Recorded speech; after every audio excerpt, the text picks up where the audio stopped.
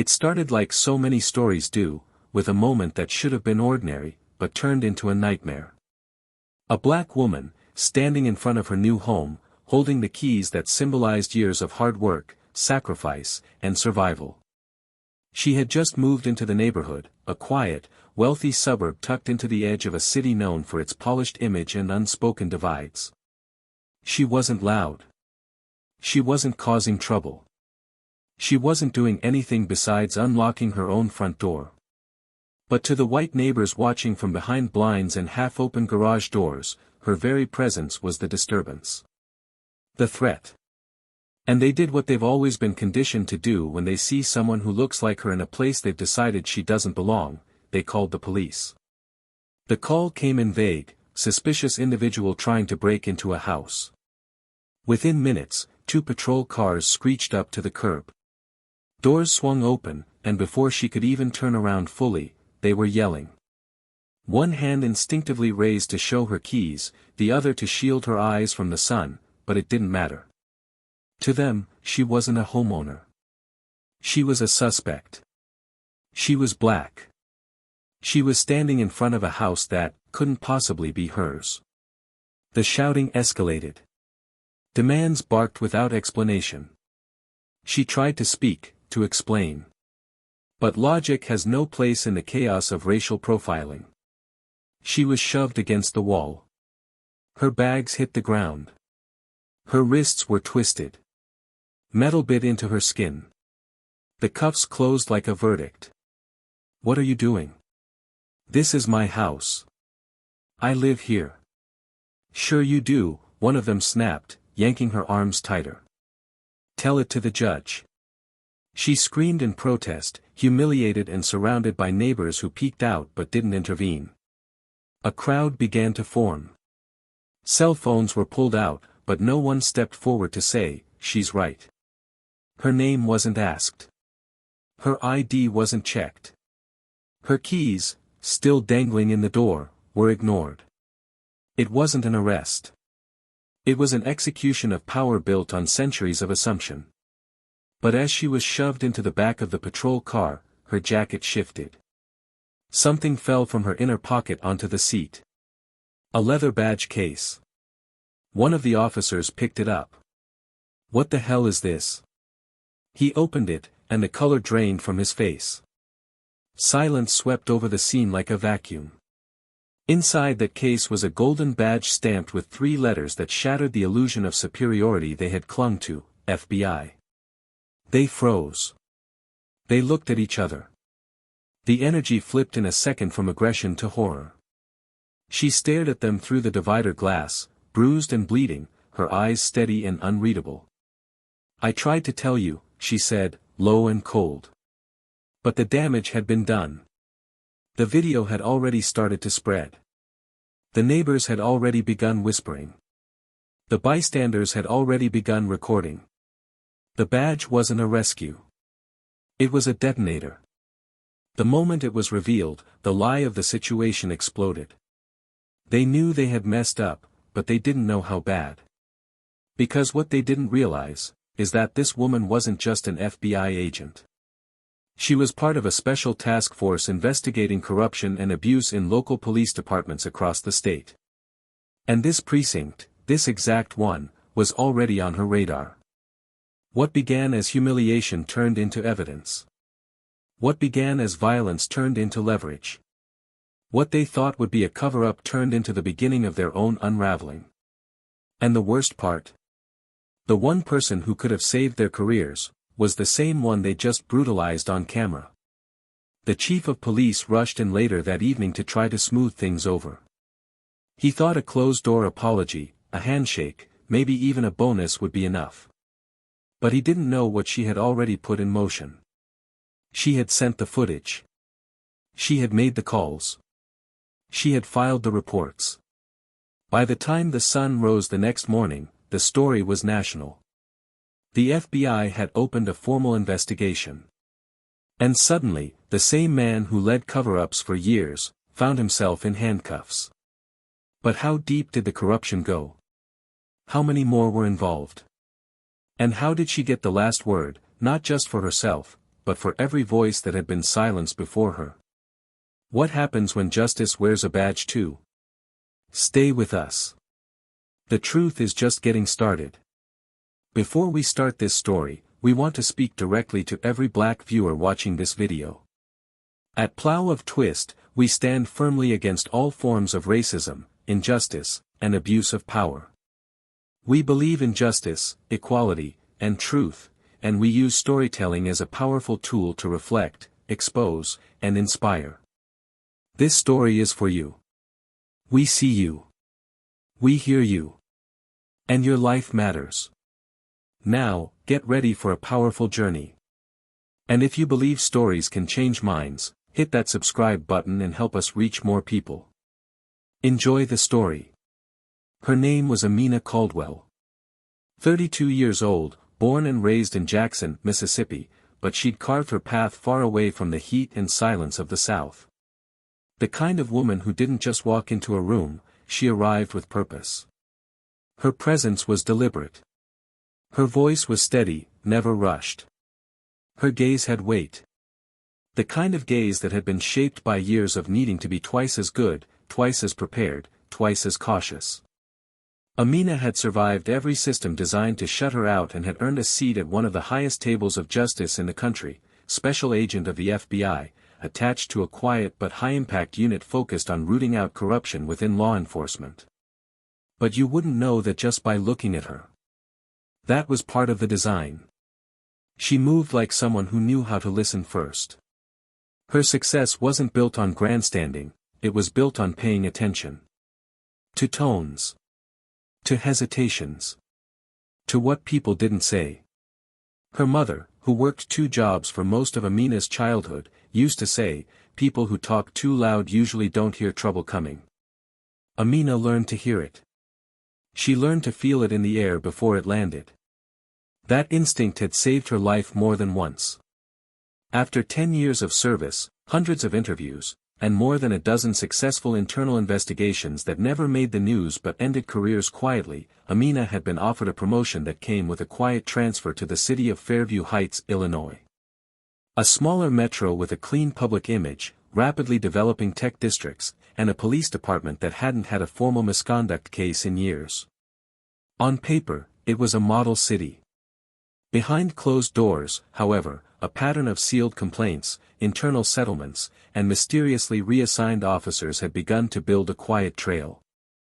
That trail had led to whispers. And those whispers led to her.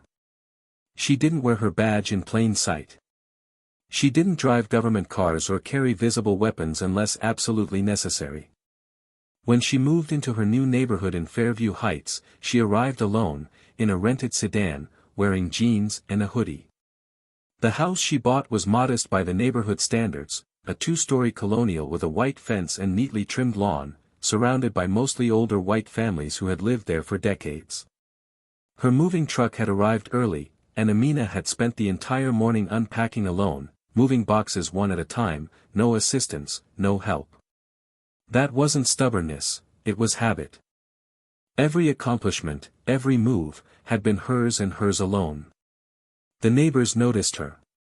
The woman across the street with the rose bushes paused mid-watering. The retired man next door narrowed his eyes behind binocular-shaped reading glasses. People walked their dogs more slowly in front of her house. Amina noticed, but said nothing. She didn't wave. She didn't smile to be accepted. She wasn't there for approval. She was there for a mission. What she didn't know then, however, was that someone had already called the neighborhood watch hotline.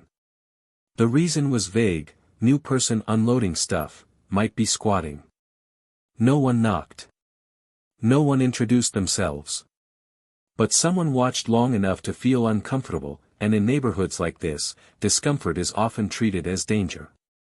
That single, anonymous call was enough. The next day, as she stepped out to her porch with a coffee mug in one hand and a phone in the other, finalizing a quiet update to her superior, a pair of officers slowed their cruiser in front of her house. She noticed them, gave them a nod, then returned inside. She didn't think much of it. The next morning, they passed again. Slower this time. They didn't wave. They didn't say anything. They just watched. And it continued. By day 4, a third officer joined the rotation. Their presence wasn't friendly. It was measured. Waiting. The local department was led by Chief Raymond Dorsey. A man in his late 50s, known for his deep ties to the community and a reputation that was cleaner than it should have been for someone with his record. Amina had already started collecting his personnel files, looking into the disciplinary patterns of the precinct. Too many cases dismissed without proper follow-up. Too many citizens with complaints that vanished. The names of officers attached to those cases kept repeating. So did a certain tone in their write-ups: suspect was non-compliant, officer feared for safety, standard procedure. The same recycled phrases, hollowed out from overuse. She recognized the signs. Among those names, 2 stood out. Officer Jason Mercer and Officer Doug Halpern. Young, ambitious, decorated early in their careers, but with records that raised flags for anyone who actually looked beneath the surface.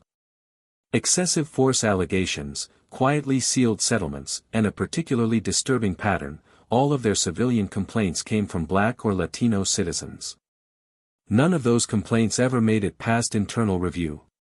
And yet, both were routinely praised in department newsletters for their decisive action and proactive patrol work. Amina had studied these 2 for months before ever setting foot in the city. And now, they were circling her house. She knew the game. She just hadn't expected it to start so soon. Still, she said nothing. Her work required patience. Gathering evidence, not emotion. It wasn't enough to be right. It had to be provable. She waited. What she didn't know, what she couldn't have predicted, was that her presence had already unsettled more than just curious neighbors. Word had started spreading in the department that a federal agent had moved into town. The kind of agent who didn't announce her presence. The kind of agent who showed up before the storm. Whispers turned into unease. And unease turned into fear. By the end of her first week, Mercer and Halpern decided to test the waters. They knew where she lived. They saw her car. They saw her skin. They didn't know her name. But they didn't need it to feel threatened. All they needed was an excuse. It came on a Sunday morning. Amina had driven to a nearby furniture store to pick up a desk. She returned, parked outside her home, and began carrying the pieces one by one up the walkway. It was quiet. Birds chirped. Wind moved the trees. She was halfway up the steps when the police car pulled up fast and stopped at an angle. She turned, confused, holding a shelf piece under one arm. Both officers exited quickly. Hands on holsters. Faces tight. Hey! Step away from the house. Amina blinked. Excuse me. Step away from the property. Now. She paused. This is my house. Then you'll have no problem proving that, Halpern said, already moving toward her. Put the item down and put your hands where I can see them. What's the issue here? She asked, calm but firm. We got a report of someone matching your description breaking into this address. She almost laughed. Almost. But her instincts kept her still. She slowly set the shelf down. I live here, she said again. I have the keys. We'll see about that. They didn't ask for ID. They didn't ask her name. They didn't care.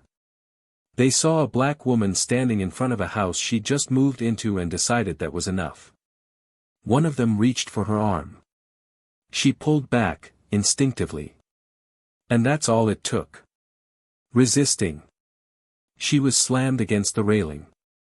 The wood cracked beneath the weight. Her mug shattered on the concrete. Her wrist twisted hard behind her back. Neighbors emerged, drawn to the noise. Some pulled out their phones. But none stepped in. She was forced down the steps, wrists bound, breath short. The humiliation was public. Loud. Unrelenting. She didn't scream. She didn't beg. Even when the cuffs bit into her skin. Even when they pushed her head down to get her into the car. She stayed silent. She stayed calculating. Because she knew what they didn't. What they couldn't have imagined. And somewhere in that silence, something shifted. But what happens when the very system they used to dominate suddenly turns on them? What happens when the woman they thought was nobody, turns out to be their final reckoning? Are you ready to find out? The cold metal door of the precinct slammed shut behind her with a finality that echoed through her bones, but Amina didn't flinch. The cement floor under her shoes felt familiar in a way that made her nauseous, not because she'd been here before, but because she knew every inch of this process, had interrogated countless suspects in rooms just like this one, had sat across from men who'd abused the badge now being thrown in her face by the very hands dragging her through the corridor. The cuffs on her wrists had already begun to leave a raw imprint, and though her arms ached from the force used to restrain her, she kept her head held high. She wasn't going to give them the satisfaction of seeing her fold. Not now. Not ever. Put her in holding too, Officer Mercer barked to a rookie officer standing near the intake desk, not even sparing her a glance as he pulled his gloves off and tossed them in the trash like he was done cleaning up after some mess. We'll sort her out later. I told you already, Amina said calmly, her voice low but razor sharp, this is a serious mistake. And you're making it worse. Doug Halpern chuckled, the sound bitter and empty, like a man too used to holding the power to ever imagine it slipping away. Oh, we're making a mistake. Lady, you're lucky we didn't book you for assaulting an officer. You shoved me. That's jail time. She stared at him, her jaw tense, breathing controlled. I moved away when you grabbed me without cause. That's not assault. That's instinct. Mercer stepped closer, the stench of ego and false authority practically dripping from his smirk. You really think arguing's gonna help you here? You were caught. In the act. Breaking and entering. What do you think's gonna happen next? You wanna keep playing this game or you wanna start cooperating? I live there, she said again, slower this time, staring him directly in the eyes. I have a mortgage. A legal address. I've paid taxes longer than you've had a badge. Doug scoffed and waved a hand dismissively. Sure, sure. We'll get to all that. But first, you're gonna sit tight until we figure out who the hell you really are. The room they threw her into was small, windowless, a single bench against a wall and a flickering overhead light that buzzed like a fly stuck in a jar. It smelled of disinfectant and desperation, the kind of space meant to crush time and dignity in equal measure. Amina sat, slow and steady, breathing through the pain in her shoulder, mentally cataloging every word, every move, every violation. The body remembers everything, she thought. And so does the law, when it wants to. 2 hours passed. No one came. Her phone, badge, and personal belongings remained in the evidence locker, though not one officer had opened her wallet. Not one had asked for her ID. The silence outside the door wasn't peace, it was strategy. They were stalling. Buying time to figure out how badly they'd messed up. Eventually, the door creaked open, and another officer stepped inside. She was young, maybe late 20s, and something about the hesitation in her step made Amina look up. They told me not to say anything, the woman whispered, glancing nervously over her shoulder, but I saw your badge. Amina didn't move. And the officer swallowed hard, I just wanted you to know, they know too. They saw it. They're trying to figure out what to do now. The chief's coming in. There's talk of keeping this internal. I didn't see anything, okay? But I didn't sign up for this. Amina held her gaze.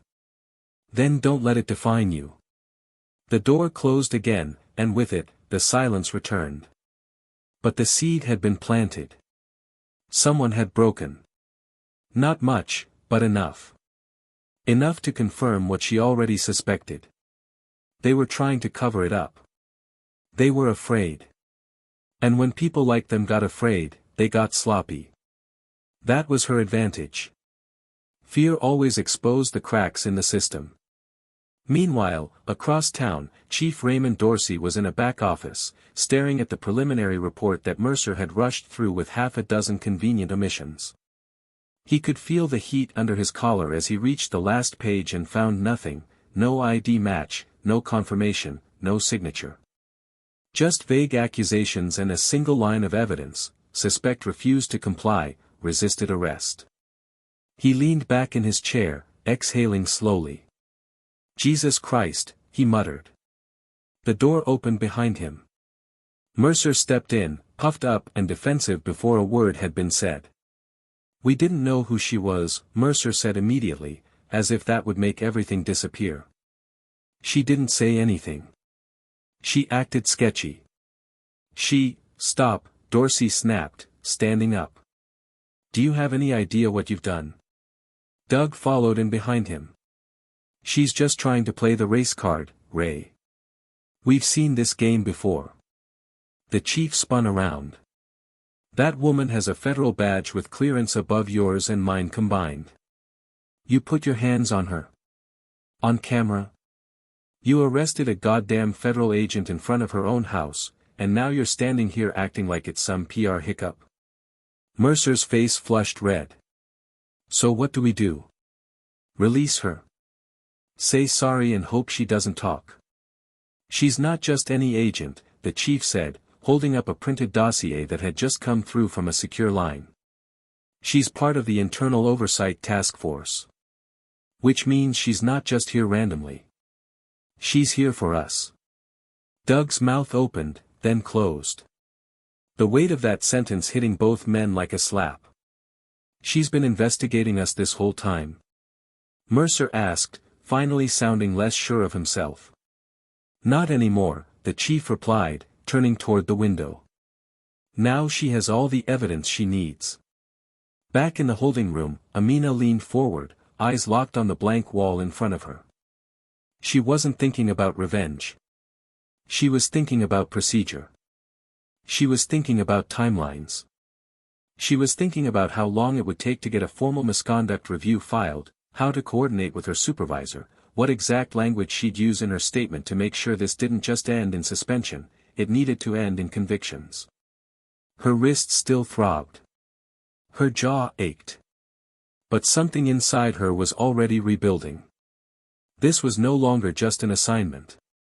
It was personal now. Not just for her, but for everyone who had sat in that very room and hadn't had a badge to protect them. A knock came at the door. Then the door opened. The same young officer reappeared, eyes wide, breath fast. "They're panicking," she said, stepping inside. "The chief's here. He wants to talk to you personally.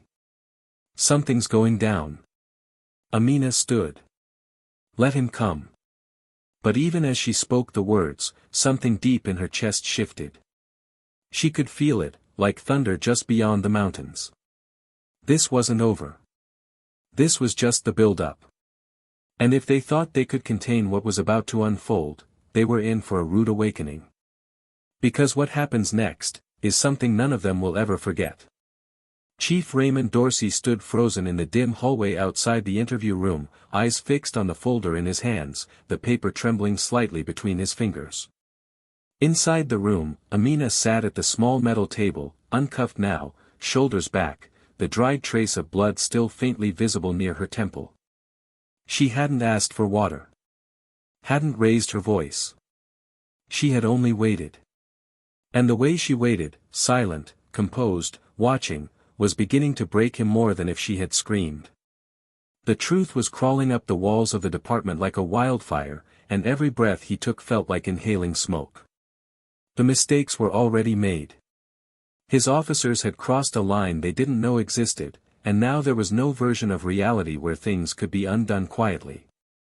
He pushed the door open slowly, stepping inside with the weight of someone walking into a courtroom, not an interrogation room. She looked up, her face unreadable, eyes steady as they landed on him. For a long moment, neither of them said anything. The air was thick with unfinished sentences. "Agent Caldwell," he began, voice low, like someone choosing each word with surgical care, "first, let me say this should never have happened." Amina didn't blink. "It did happen." He nodded, swallowing hard. "I know. I know it did. And I take full responsibility for—" "No," she cut him off, her tone sharp and surgical, "you don't get to do that. You don't get to show up hours later with apologies and polished phrases. You don't get to say you take responsibility, after your officers dragged me from my porch like I was a criminal in my own home." His mouth opened, then closed. The silence after her words lingered like an open wound. She leaned forward. "You had a chance to stop this before it ever started. You've had complaints. You've had patterns. You've had evidence that these officers repeatedly used force against black residents. And you buried every last one of those reports. You didn't just let this happen. You enabled it." He lowered his eyes for the first time. "You're right. There were things I looked the other way on. I thought it was protecting the department. It wasn't," she said without pause. "You protected them. Not justice. Not the people you swore to serve. You built a wall around them and let people like me pay for it." He took a step closer, gripping the edge of the chair opposite her. "Look, I know the damage is done. I'm not asking for forgiveness. I just want to know what happens next." She reached into the folder in front of her. It wasn't the department's folder, it was hers. She slid a document across the table. Dorsey's hands hesitated before picking it up. It was a federal motion. Signed. Approved. The seal at the bottom unmistakable. "You're being placed under investigation for obstruction of justice and misconduct in public office," she said quietly. "As of this morning, this precinct is part of an active internal review. And by the time I leave this room, agents will already be serving warrants. Your officers will be questioned. Your files will be reviewed. Everything you thought was buried is being pulled out into the light." His face paled. "You're leading this. I was sent to observe. Now I'm staying to clean house." The door opened behind him. Two men in dark suits entered, both with quiet authority in their posture. Dorsey knew who they were.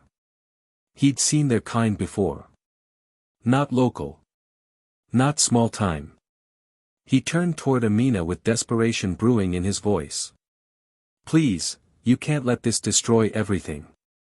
I built this department. I gave my life to this job. And you destroyed lives in the process," she said calmly, rising to her feet. "This isn't about you anymore." Outside, the air had shifted. The building buzzed with uncertainty. Officers stood in tight groups, whispering. Phones vibrated in pockets. The presence of unfamiliar agents walking the halls broke through the illusion of invincibility that had blanketed this place for years. Mercer sat alone in the break room, legs jittering beneath the table, watching the hallway like a man waiting for judgment. Doug Halpern was already in an interview room of his own, voice cracking as he tried to explain what he meant by just doing his job.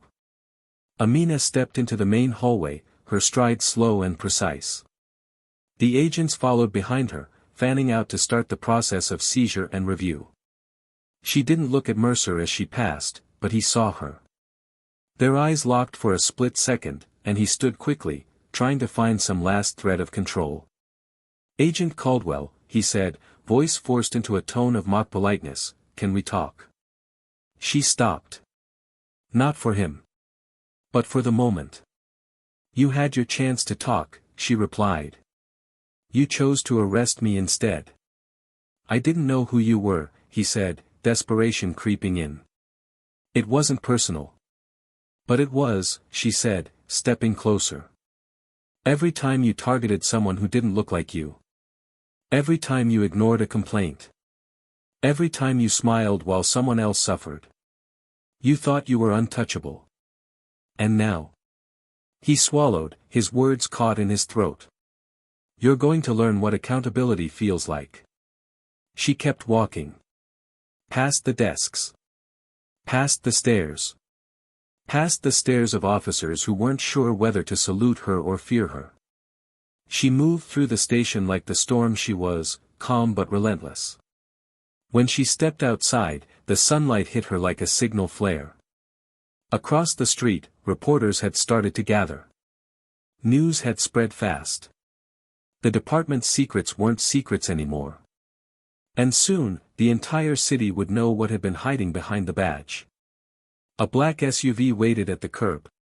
Her supervisor, Agent Charles Avery, stood beside it, arms crossed, face unreadable.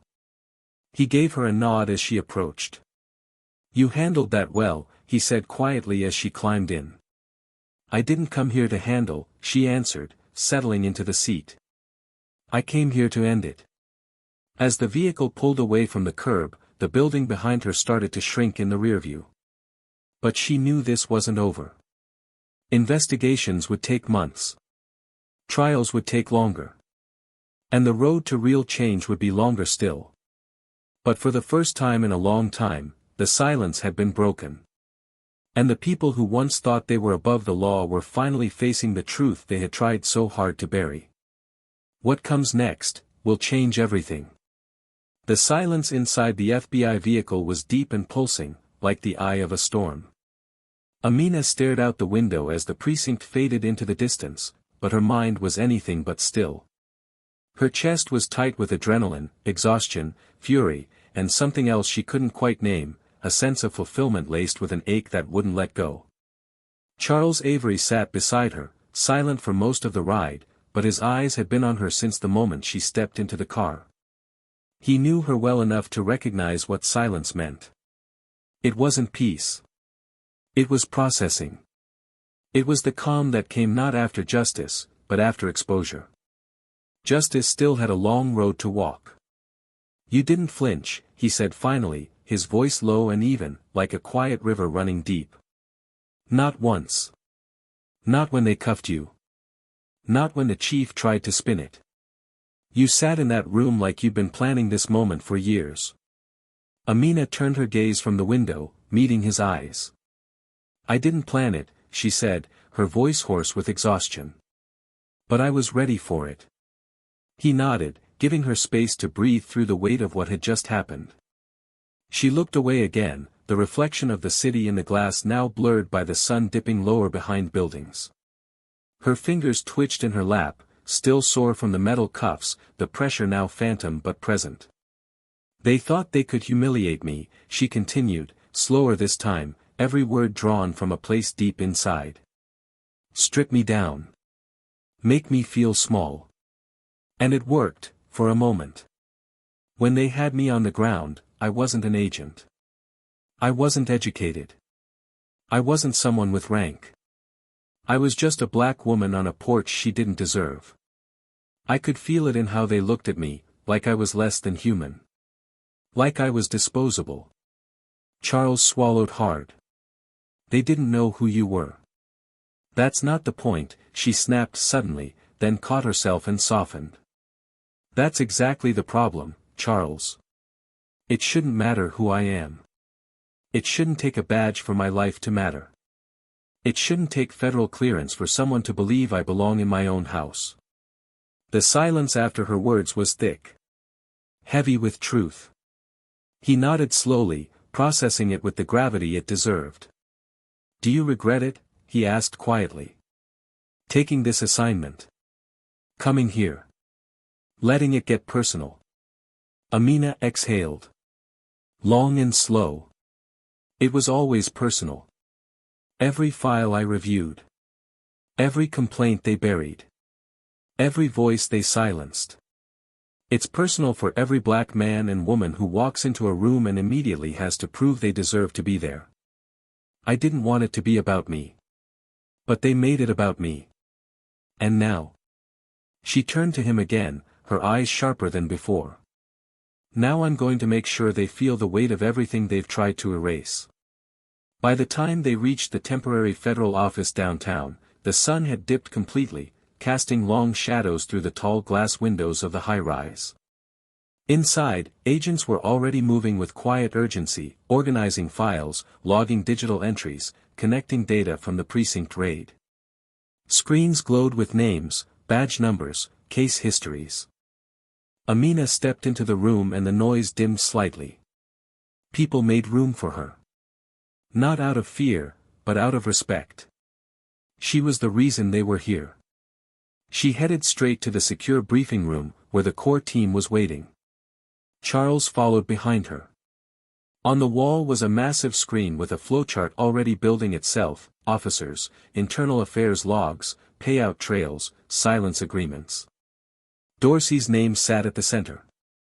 Around it, Mercer, Halpern, and at least 7 others. She crossed her arms, staring at the screen, feeling the full weight of what was being unraveled. "There's more," one of the analysts said, pointing to a set of financial records. Chief Dorsey authorized several off-the-books transactions last year. Money moved from civil asset forfeitures into personal accounts. It's more than just abuse of power. This is theft. State-level fraud. Possibly federal. Charles looked to Amina. "He's going to jail. No way around it." "He's not going alone," she replied. "I want every officer tied to these complaints reviewed. If they buried reports, lied on statements, falsified timelines, they go too. And I want everything documented. Transparent. We don't clean this up in the dark." One of the junior agents stepped forward, hesitating. "Ma'am, there's something else. The footage of your arrest, it's gone viral." Amina's body tensed. "Viral how?" "National. It's on every major platform. News anchors are already reporting it. There's pressure mounting on local government. Civil rights groups are mobilizing. The mayors called for a press conference tomorrow. They're demanding answers." She closed her eyes for a second, letting that sink in. The exposure was necessary, but she hadn't anticipated becoming the face of it. She hadn't wanted that. She only wanted change. "This is going to be bigger than this precinct," Charles said gently. "It already is." She looked up at him. "Then let's make sure it means something." That night, Amina returned to her home, alone. The porch light flickered on as she stepped onto the walkway, now quiet, no patrol cars watching, no neighbors whispering behind curtains. The house looked different now.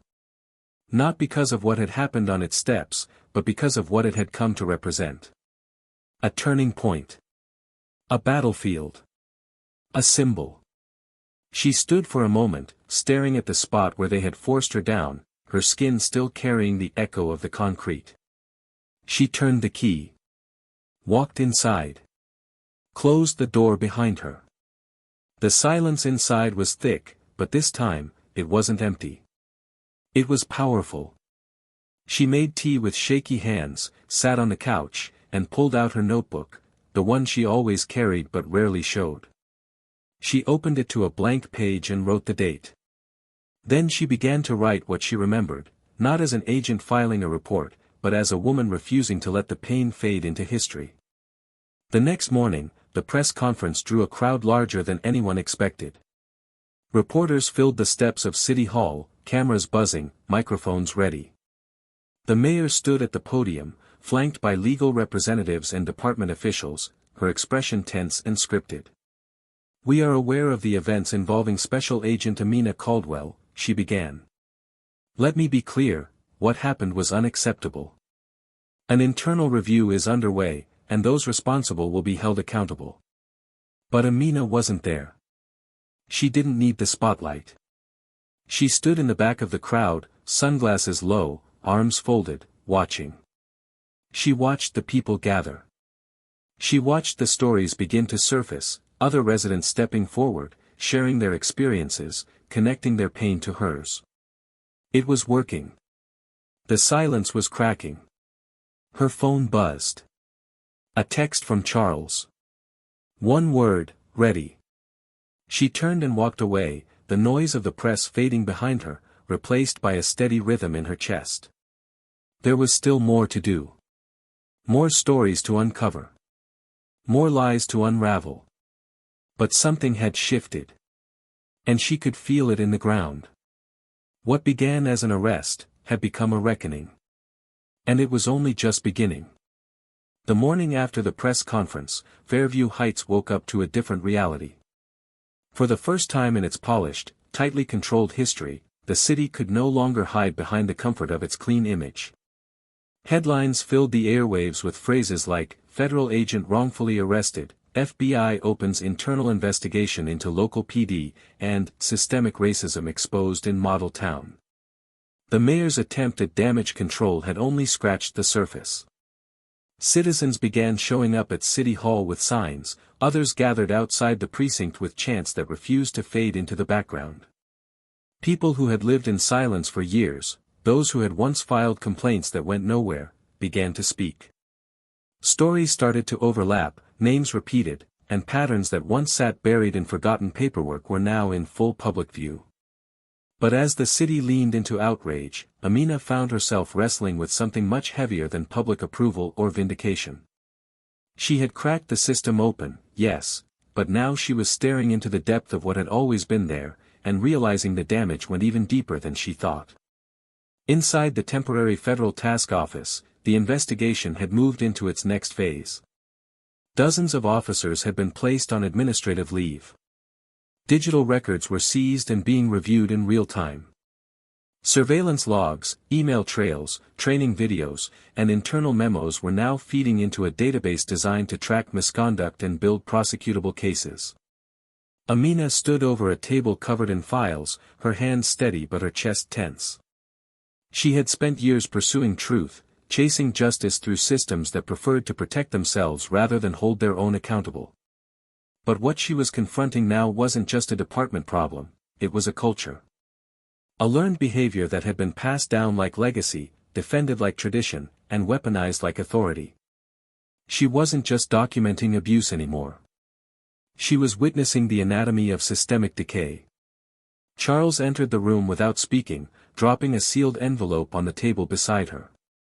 She looked up at him, catching the weight behind his usually calm expression. "It's from the Attorney General's office," he said. "The DOJ wants to escalate this to a federal civil rights case. They're watching everything we do now." Amina nodded slowly, then opened the envelope and scanned the letter. The language was clear, the pattern of abuse, concealment, and targeted enforcement by the Fairview Heights Police Department qualified as a breach of civil liberties. The AG was authorizing full collaboration between her team and federal prosecutors. What had started as a single arrest was now triggering national oversight. But even as the scope widened, Amina's thoughts narrowed. There was one name in particular that kept pulling at her, Officer Jason Mercer. The more she dug into his past cases, the more inconsistencies she found. Videos that mysteriously cut off before the worst moments. Victims who later recanted statements after unexplained visits from superiors. And one case, buried deep, where a teenager had ended up in the hospital after a stop-and-frisk that never made it to the reports. The medical record said internal bleeding. The police report said minor altercation. She pulled that file into a separate stack. "I want to talk to him," she said. Charles raised a brow. "Mercer. What do you think you're going to get out of him?" "I don't know," she said, her voice quiet, "but I need to understand him. Not just what he did. But why? What makes someone decide that this is acceptable? What makes a man like him sleep at night after doing what he's done?" The next morning, Mercer was brought into an interview room under federal custody. He wasn't in uniform anymore. His badge had been suspended, and his weapon confiscated. The swagger he carried like armor had worn thin, replaced by a guarded defensiveness. He looked older than he had days ago. Tired. Bitter. When Amina walked in, he sat straighter, his eyes narrowing slightly. "I guess you get to be the one asking questions now," he muttered. She didn't sit immediately. She stood on the opposite side of the table, watching him. "You've been protected your whole career," she said. "Your record cleaned, complaints buried.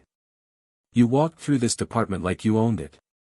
And then you saw me, someone you didn't recognize, and you acted like you always do. What was it, Mercer? What made you think you had the right?" He shrugged. "You looked out of place." She stared at him. "That's it. You looked like someone who didn't belong. You didn't answer the way I expected. You pushed back. I've been doing this for a long time, Agent Caldwell. People who get mouthy usually have something to hide. You didn't even ask for my name. You didn't give it. I wasn't given the chance." He leaned back, his arms crossed. "Look, I'm not the only one. You want to act like I'm the monster, go ahead. But I was trained this way. I was told to be aggressive. To control the situation. That's what we're taught. If we don't act first, we risk everything. That's the job." "That's not the job," she said sharply, stepping closer. "That's the lie you told yourself so you could keep doing it. The badge isn't a license to dominate. It's a responsibility to protect. You don't know what it's like out there," he shot back. "You sit behind desks, you run investigations, but you're not on the street every day. You don't have to look over your shoulder, wondering if the next person you pull over has a gun." She finally sat down, locking eyes with him. "I do know. I've lost friends to this job. I've worked scenes with blood on the sidewalk. But I never forgot the difference between fear and hate. Fear doesn't make you throw a woman to the ground in front of her own house. Hate does. Or ego. Or power. Either way, it's not something I'll excuse." Mercer didn't speak. He looked down, the silence drawing out longer than either of them expected. When he finally spoke again, his voice was low. Almost regretful. "I didn't think it would blow up like this." "That's the problem," she replied. "You thought there'd be no consequences." Later that day, Charles met her outside the federal building, his phone in hand, eyes wide. "It's happened," he said. "The chief's been officially charged. Misconduct, obstruction, conspiracy. The DOJ just made it public." Amina exhaled slowly. "And the department? They've brought in an interim reform officer. The city council wants to overhaul the entire command structure." It was happening. The unraveling. The consequences. But none of it felt clean. None of it brought satisfaction. Because for every badge suspended, there were still families left behind with wounds no justice system could heal. And somewhere inside her, a storm of emotions collided, rage, vindication, exhaustion, and a hollow kind of grief for everything that had to break before truth was finally heard. That night, Amina returned home again, and this time, there was a note taped to her front door. She pulled it off and opened it slowly. Inside was a handwritten message. "I saw what they did. I didn't speak up. I'm sorry. Thank you for not staying silent. Your neighbor." She stood there on her porch for a long moment, the note trembling slightly in her hand. It wasn't redemption. It wasn't enough. But it was something. In her living room, she lit a candle, opened her notebook again, and turned to a new page. She wrote 3 words at the top. "This is justice." But deep down, she knew, justice wasn't a destination. It was a fight. One that would continue long after the cameras stopped rolling and the names faded from the headlines. And for her, the fight had only just begun. The days that followed were a whirlwind of motion, headlines, and scrutiny, but for Amina, everything moved in slow, deliberate frames. The weight of the choices she'd made, and the truths she had forced into the light, sat heavy on her shoulders, but not in a way that she regretted. The storm she had stepped into was not unexpected, it had been building for years. What she hadn't anticipated was how deeply personal the aftermath would become. Not just for her, but for the people whose lives had been scarred in silence long before she ever stepped foot in Fairview Heights. Each day, more stories emerged. People came forward with trembling hands and unsteady voices, recounting the pain they had buried because they believed no one would ever listen. And now, for the first time, someone had. She sat across from an elderly black man in a church basement turned makeshift community center. His name was Luther, a retired high school janitor who had lived in the neighborhood for 40 years. His voice cracked as he told her about the night his grandson was stopped on his bike coming home from work. They roughed him up, accused him of stealing the bike he had saved all summer for, and left him with bruises and a warning not to get smart again. There were no charges, no reports, just fear passed down like a broken heirloom. Amina listened without interrupting. Her eyes didn't leave his. Her pen didn't move. This wasn't something she needed to write down. This was something she needed to carry. At another table, a Latina woman named Carmen shared how her brother had disappeared for an entire night after being pulled over. He wasn't booked. He wasn't released until dawn. He never told her what happened during those hours, but he never drove again. The room was full of stories like this, memories wrapped in shame, in silence, in survival. Amina sat through them all, absorbing the echoes of a system that had failed its people so thoroughly it had taught them to expect nothing better. Later that evening, as she returned to the office, Charles met her at the elevator with a solemn expression.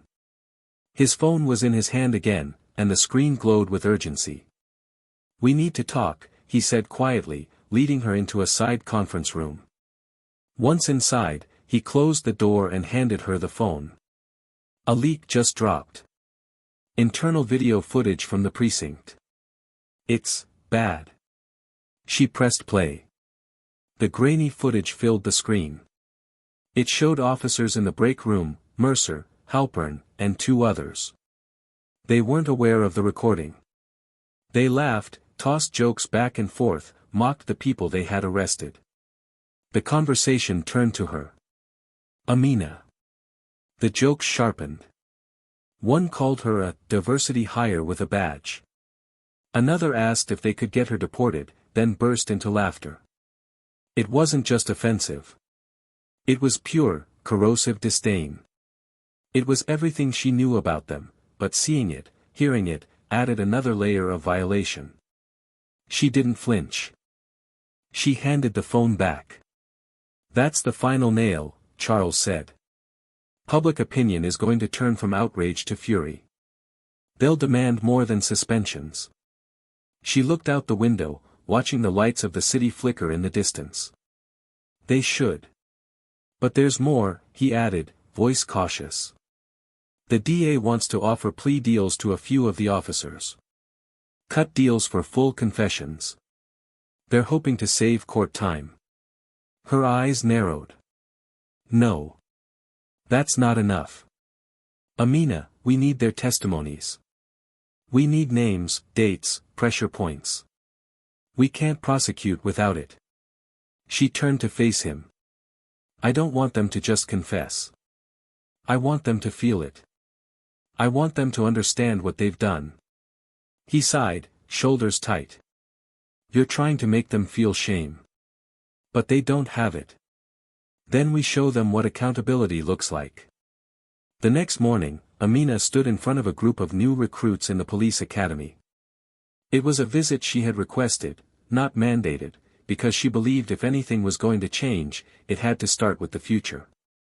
The young faces in front of her were silent, their attention glued to her every word, not because she was famous now, not because her case had gone viral, but because her presence challenged the narrative they'd been taught to accept. "When you put on that uniform," she said slowly, "you don't become powerful. You become responsible. Every word you say, every choice you make, every time you reach for your weapon or raise your voice, you're writing a story that someone else will carry for the rest of their life. You will be remembered, not by how many arrests you made, but by how you made people feel. Were you fair? Were you just? Did you treat them like human beings?" One hand raised in the back. A young black cadet with wide eyes and a furrowed brow. "Ma'am," he asked carefully, "how do we change a system that's already broken?" She paused. Then answered with a quiet intensity that filled the room. "You don't wait for permission. You do what's right, even when it's uncomfortable. You speak up when others stay silent. You risk your reputation to protect someone else's dignity. Change isn't clean. It's not easy. It's not fast. But it starts with truth. And you tell the truth, even when it hurts." Later that afternoon, Charles called her into his office. The room was quiet, the blinds drawn. He handed her another file, thinner this time. Inside were letters. From officers. Anonymous. Some from Fairview Heights. Others from nearby departments. One read, "I didn't know how much I'd become numb until I watched you speak." Another said, "You reminded me why I joined in the first place." She sat down slowly, her fingers trembling slightly as she held the pages. "This is what it's for," Charles said, "not just convictions. Transformation." Her eyes burned, but she didn't let the tears fall. She nodded instead. Not because she was satisfied, but because she was beginning to believe that maybe, just maybe, something real was starting to shift. But change comes with consequences. And that night, she received a call from an unknown number. The voice on the other end was slow, deliberate. "You're making a lot of enemies, Agent Caldwell." She didn't react. "I've made worse. You think you're saving the system. But you're just waking it up. You won't be able to control what comes next." She hung up without responding.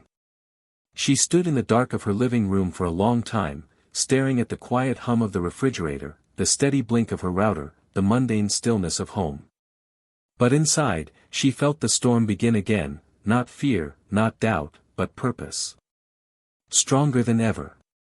The kind of purpose born not from victory, but from knowing that the fight was no longer hers alone. The world was watching. And this time, it would not look away. The morning rain came without warning, blanketing Fairview Heights in a gray stillness that seemed to press against every window and sidewalk like a sigh too heavy to be released. Amina stood by her kitchen sink, watching the droplets slide down the glass in quiet streaks as she stirred a cup of coffee she had barely touched. Her body ached with fatigue she couldn't name, more than physical, more than mental. It was the kind of weight that came from carrying too many stories, from absorbing too much pain, from walking through a fire that didn't end just because the flames were no longer visible. She hadn't slept well. The call from the night before still echoed in her ears, not because it frightened her, but because of how familiar it sounded. The calm threats. The veiled warnings. The belief that they could still manipulate the narrative through intimidation. It told her one thing clearly: they were still scared. And that meant she was doing it right. Her phone buzzed against the countertop, jolting her from her thoughts. A text from Charles. "Office. Now. Urgent. No details. No preface." She grabbed her coat and headed out, the rain painting her windshield in waves as she drove through the city that still didn't know how to breathe under the weight of its own reflection. When she arrived, the energy in the building was charged, agents moving faster than usual, faces tight, conversations low. Charles met her at the entrance, pulling her into the secure conference room before she had a chance to ask anything. "There's been a break-in," he said quickly. "At the internal evidence server. Last night." Her eyes narrowed. "What was taken?" "Not taken. Wiped.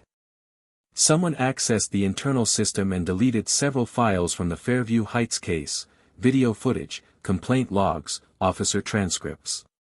She clenched her jaw. "Do we know who?" "Not yet, but we're tracing the access point. Whoever it was knew what they were doing. But there's more." He handed her a printout, security footage stills from inside the federal building. A masked figure in a hoodie, caught moving through the restricted hall. The timestamp, 2:43 a.m.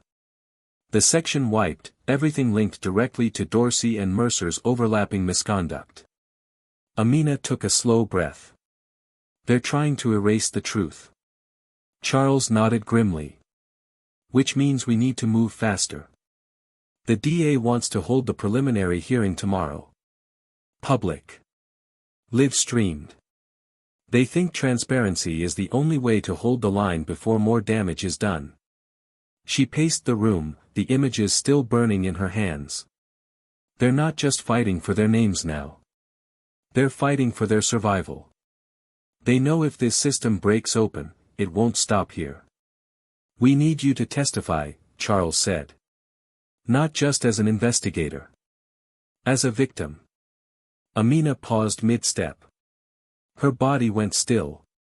He continued, slower now. Your arrest. What they did to you. The footage. The impact it had. It's the emotional core of this case. We can present all the data, but you're the reason this came to light. You're the reason people care. She turned toward him, her expression unreadable. You want me to relive it? Publicly. I'm asking you to anchor the truth in something people can't ignore. The air between them felt sharp. She understood what he meant. But she also understood the cost. Speaking on record meant opening herself up again. Not just as a professional, but as a human being. As a black woman who had been brutalized and dismissed until her badge changed the narrative. It meant bleeding in public for the sake of change. After a long silence, she nodded once. I'll do it. The courtroom the next day was packed. Journalists, community members, officers from nearby cities, even civil rights attorneys who had flown in from out of state. The tension was thick, not hostile, but fragile, like everyone was waiting for either justice or collapse. Dorsey sat at the defense table, stone-faced, his lawyer whispering constantly beside him. Mercer and Halpern were behind a glass partition, awaiting their own proceedings. Amina entered from a side door, escorted not by guards, but by her own team. As she took the witness stand, the room fell into a hush that felt almost sacred. She adjusted the microphone. Cleared her throat. And began. My name is Amina Caldwell. I'm a special agent with the Federal Bureau of Investigation, assigned to internal oversight and civil misconduct investigations. I've served for over 10 years, across multiple jurisdictions. I've seen corruption. I've seen cover-ups. But nothing, prepared me for the moment I stood on my own porch, with keys in my hand and a house in my name, and was tackled to the ground like a criminal because 2 officers didn't see a woman, they saw a threat. Her voice held steady, but her hands trembled slightly. She didn't try to hide it. They didn't ask my name. They didn't check my ID. They didn't ask questions. They decided who I was based on the color of my skin and the neighborhood I was in. I told them they were wrong.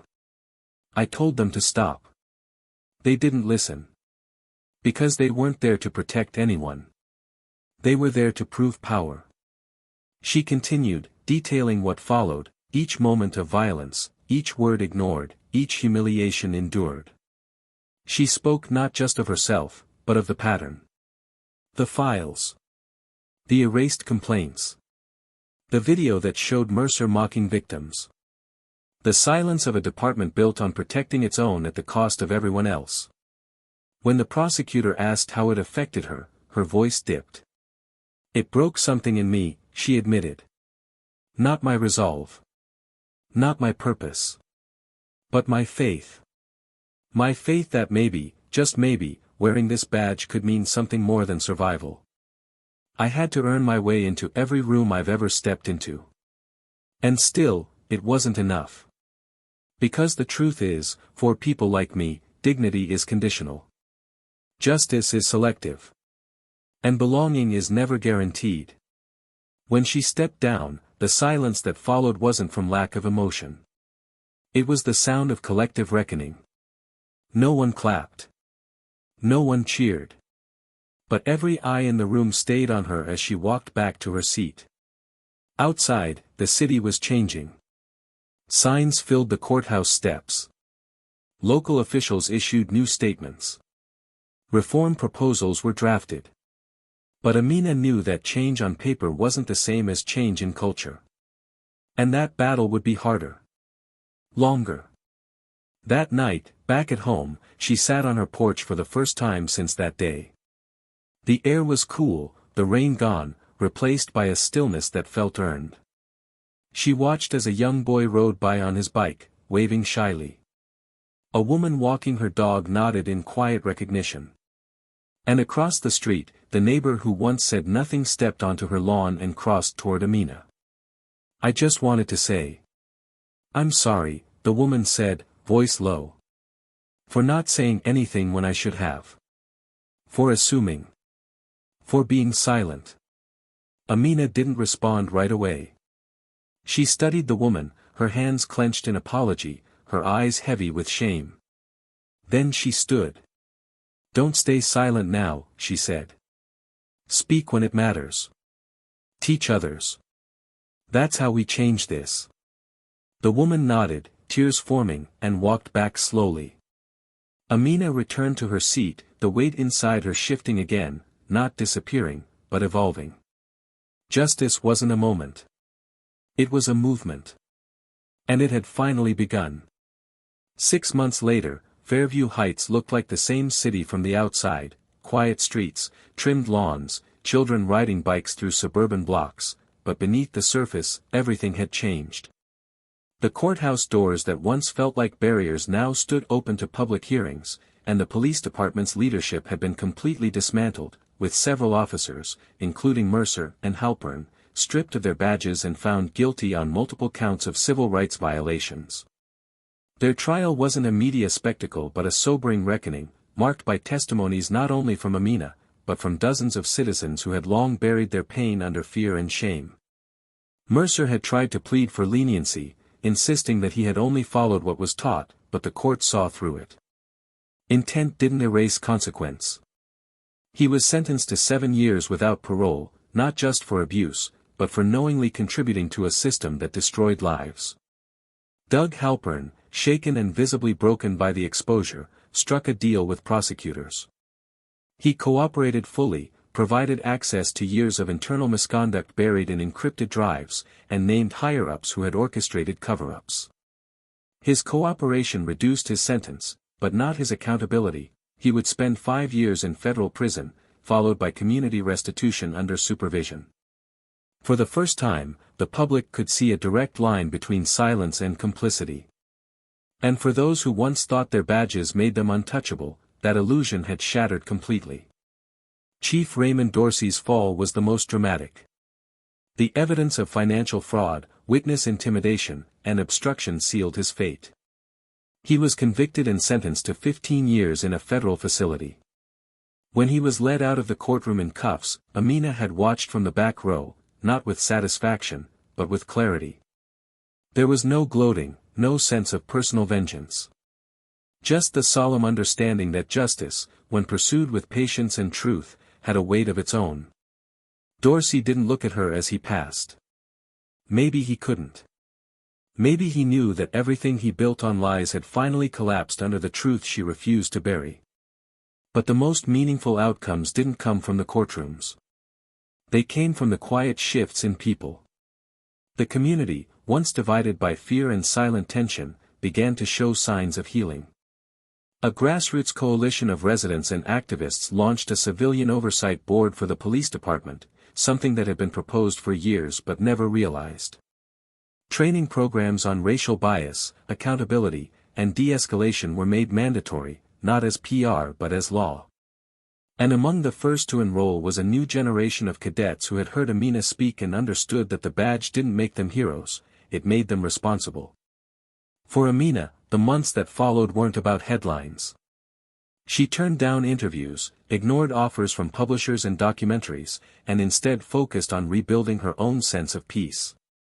She had chosen to stay in Fairview Heights, not because she had to, but because she wanted to witness the aftermath, not just the fall, but the rise of something new. Her house, once a symbol of confrontation, had become a place of resilience. Children waved when they passed. Neighbors stopped to talk, to listen, to learn. Her front porch was no longer a crime scene. It was a place of presence. Charles Avery offered her a position back at the Bureau in Washington, director of the Civil Integrity Task Force. It was a step up. More power. More reach. But she declined. She had already led from the center. Now, she wanted to lead from the margins.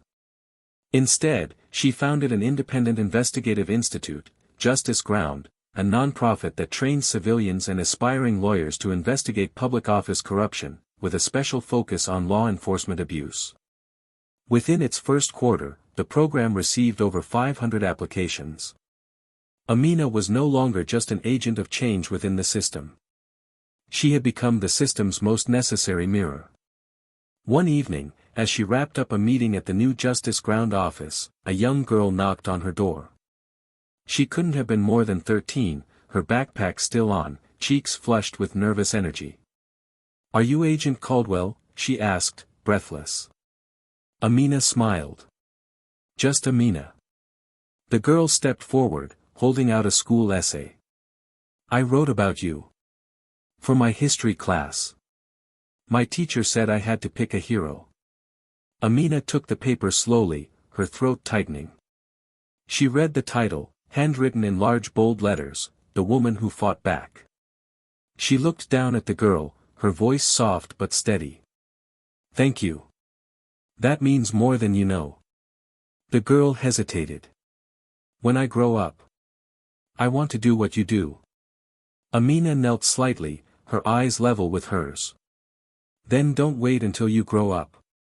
Start now. Ask questions. Speak the truth.